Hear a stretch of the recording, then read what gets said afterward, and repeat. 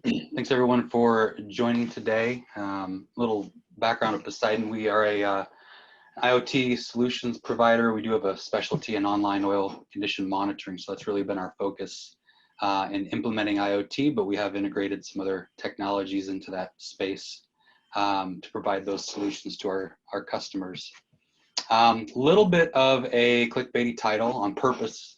In general, confession is you really can't move from fully offline to fully online sensors. It's just not something that's going to happen, and there's good reason for that. If you guys are familiar, which I'm sure you are, labs utilize quite a few different technologies and tests to give pretty accurate, repeatable, direct measurements. And so to replace that with online technologies is pretty much here in the near term is not going to happen.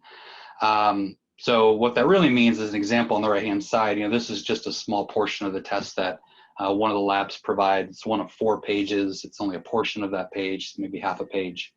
And in general, it's not something that's a direct replaceable for that. But online, even though it is not directly replacing, it does reduce the dependency on maybe the periodicity of those samples and in general, how many you take and the need to trend those samples versus use those as more of a determination of what's going wrong in the oil that you're taking a look at. And when you kind of look at that space too, and you look at the number of sampling points you may be doing, it's definitely not a replacement for all those sampling points. There's 100 sampling points at a location that you guys have.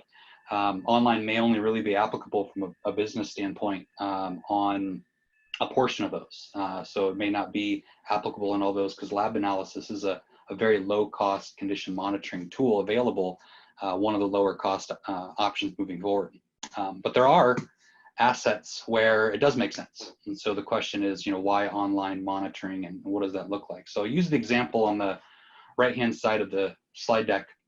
What's a sort of situation where an offline sample and failure or contamination occurs versus what you could do with online. So if you look at the top right corner, you'll see kind of a timeline of an oil sample. There's a delay typically in when that actually gets shipped out, depending on your site. Then at some point in time, it's very possible for an issue to begin. And you may even get back that sample that you sent out to say there's nothing wrong, when in fact, you actually have seen a problem start to deteriorate. And so when online condition monitoring comes in, what that allows you to do is you can see it's going to start to detect that there is a problem. And a lot of that has to do with the value that it provides, always online. So it's always on is a big piece of that. So you're going to see if there is a problem, what that looks like, which does enable you to do some proactive maintenance. So if you had a coolant leak, for example, happen in between oil samples, you would be able to see that something's starting to happen, and don't just wait for that oil sample to come back, but maybe start to investigate what that problem is as that oil starts to have a problem for usability. From a repeatability standpoint, there's a lot of values as well. There is obviously less human error inherent in sensors because you don't have that human piece pulling samples and sending it in. You can correlate the data points being taken to each other, and you have a lot more data points, so that variability can be smoothed out or filtered out where it does exist. And so you get a little bit better repeatability from each one of those points of data that you take. From a safety perspective, not having to send a personnel near pieces of equipment often. Could be running, could be an operational, so there's a safety aspect to it as well. Remote locations is another one as well, where you may just be going to that location to take an oil sample for regulatory reasons or other reasons, where an online sample could have bridged the gap until you really needed to take a visit there. And then overall, the reduced dependency on that oil lab analysis, again, with some of the inconsistencies you could have with a bad sample or longer timetables in between where something may or may not be going wrong. So then the question becomes, what types of oil sensors are available, right? We're not putting on to these pieces of equipment a direct replacement for lab analysis. So what is available? And I have 4 examples here. Each one of these is kind of showing a little bit different. So wear debris sensor is a pretty common oil sensor that's used. It's looking and continually monitoring for wear debris. There's a little bit of extra value than a lab sample that you're continually measuring the ferrous metals, the non-ferrous metals that are passing through that and kind of coming off from some sort of fault or failure. and you're just getting a lot more information than you would get from a lab sample, which may be just a 4 ounce. You may see that oil circulate through the sensor multiple times within an hour.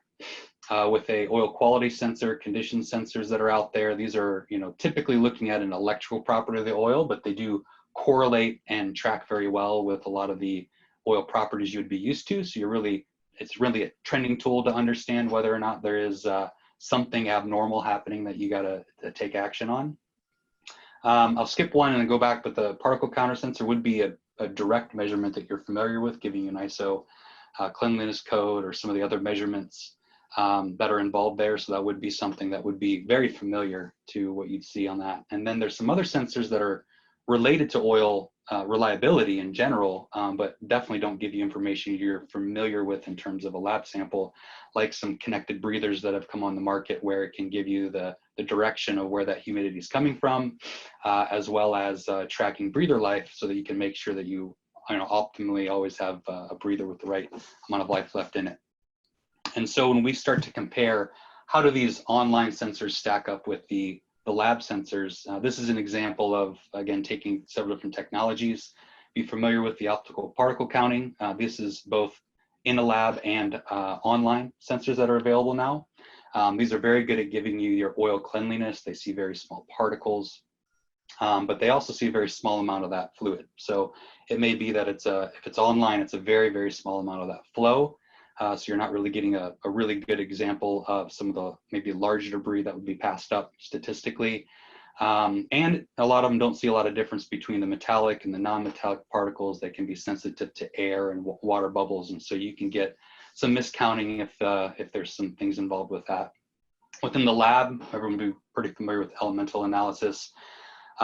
Really good information you get back of what actual elements are in there and kind of how much, but this is really focused on the oil soluble elements as opposed to actually wear debris. And it's a very, again, small percentage of that. Versus a sensor that's definitely designed for offline, like an inductive coil sensor, you're going to get measurements of the larger wear debris. It's going to have a high flow rate. And so it's really going to give you a better idea of what the actual health of the asset is as opposed to the cleanliness of the oil in general. Downside is it's going to classify ferrous and non-ferrous metals, so it will not tell you much about ingress of silica and those type of elements. But again, it is focused on answering that question about the health of the actual asset. When we look at some of the other online sensors, like an electrical impedance and dielectric conductance sensor, those are again designed not to give you a direct reading of what you normally see of those oil properties, but really as a trending tool. So an example on this right-hand side is, if you look at this blue line, it's the output of a oil condition sensor through several oil changes. The green dots and then the line for trending put on top of that is the TBN. So these sensors are designed to track with and be sensitive to the condition changes that you'd be looking for, but not necessarily give you a direct measurement. So this would give you an idea that, let's say, properties of the oil are getting worse and trending towards maybe taking action, but not necessarily giving you that exact total base number. So the question comes back to, and go back to the title, why one sensor? So there's a lot of kind of interest out there from customers. If I can buy this one sensor, I can put it on and that's it, what will it give me? And go back to the lab analysis. If you hired a lab to do your oil analysis and found that they couldn't do the elemental analysis, which is pretty much part of that base package, what would your reaction be? Hopefully that action would be to find a new lab that you would decide, hey, that's why in the world would I not get this as part of it? It's a basic piece. So then you got to ask the question, when you're looking at putting in an online system, and let's say you're putting on an industrial gearbox and that has a potential for gears and bearing failures. So what would you choose to end up doing?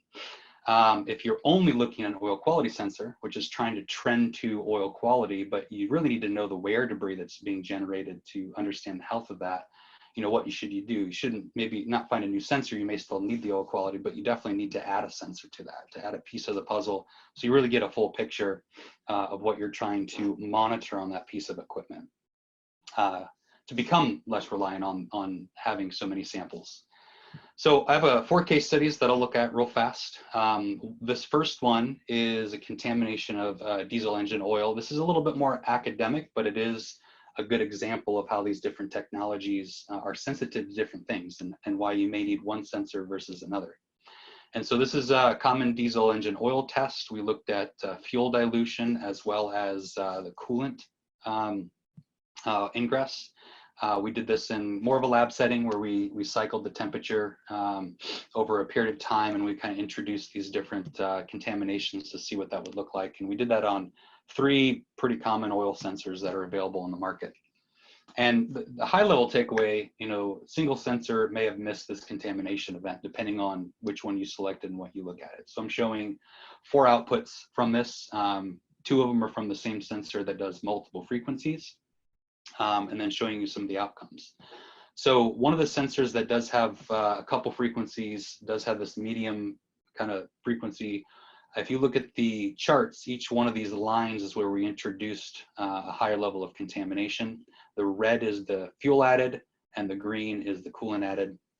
And so if you see in this example, the medium frequency did react to all of those contamination events, whereas the high frequency from the same sensor didn't really see those, didn't react. And you see these variations here from the temperature changes. You wouldn't have picked it out from that frequency. Whereas the viscosity output of one of the sensors very clearly showed fuel contamination, but did not react to that coolant.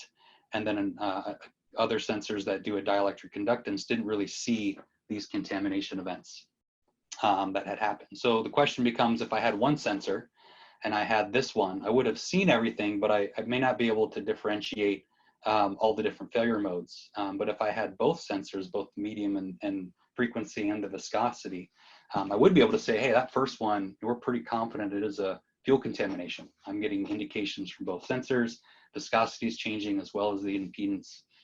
Whereas when the coolant leak was happening, I'm not seeing it in viscosity, but I am seeing it in that frequency. So it's kind of a good example of how the multiple sensors do play within each other, and not every sensor is going to see all the things that you may be interested in seeing as a kind of a side with your lab to come alongside the lab analysis to go online. This next example is a common still forming machine that's out there. Output is high frequency as well as a relative humidity output. And so this is showing, again, the value of having these different outputs. So in one case, we see a sudden drop in a vent in this impedance measurement. And typically our reaction would be is to take a sample, send that out to a lab and kind of see what's going on to determine a root cause. But what we also saw in parallel was a slow increase in that humidity at the same time frame. And so because we have this correlating piece of information, we actually could recommend a more instantaneous corrective action, which is go out and see, is there some sort of leak, contamination, seal breakage, whatever it may be that may be causing that to happen. And so if you can correlate these things side by side, again, with multiple sensor technologies, it allows you to be smarter in how you react and how quickly you do that, as opposed to maybe just having that high frequency, which is only going to maybe give you an instinct that something needs to be done, but we're not sure what it is. This other case study is combining the wear debris sensor and the relative humidity. So this is a cool industrial gearbox example where there was a water ingress event. On the very bottom here, if you look at these 2 lines, one is plotting the wear debris, the amount of metal generation, which almost peaked at 200 micrograms per liter for a 24-hour concentration level. And then this green line is relative humidity. So you can see that that spiked up to 100%. Because of that, obviously damage was being done as the contact obviously increased between the components in that gearbox. And because of those 2 correlating together, we were able to basically make an immediate reaction. The wear debris was high, but it wasn't high enough to recommend a shutdown. With just the wear debris sensor, you may not know what that root cause is. Because we saw the humidity spike as well, we know where that came from. We knew it was a water ingress event, and if you wanted to basically reduce the damage, you can shut it down and take corrective action, which this customer did. They did an oil flush and restarted the asset, and you can see that humidity worked its way down over time, and that wear debris generation came back down to a flat level. So this is a very good example of preventing damage being done in that gearbox as soon as you would have saw that. With just lab analysis, it's a potential this would have ran for a couple months before somebody would have seen it.